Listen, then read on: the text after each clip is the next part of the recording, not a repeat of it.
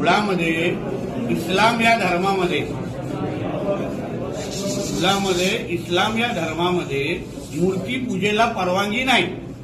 मूर्तीपूजा कुराणमध्ये मान्य नाही आहे. तर कोणी तरी मला येऊन सांगावं की आमच्याकडे मूर्तीपूजा चालते.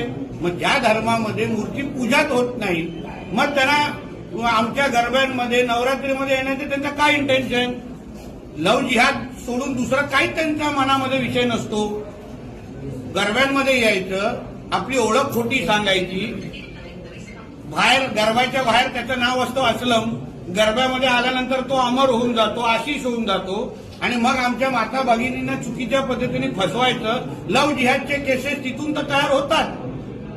या जिहादांसाठी आमचे गरबे आणि जे काही दांड्या होतात ना, ते लव जिहादचे अड्डे बनत चाललेले आहेत.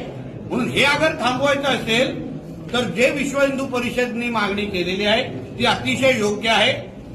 त्या कुठल्याही जे हिंदू धर्म पाळत नाही, जे मूर्तीपूजनच करत नाही, त्यांना तुम्ही पाय ठेवत देऊ नका.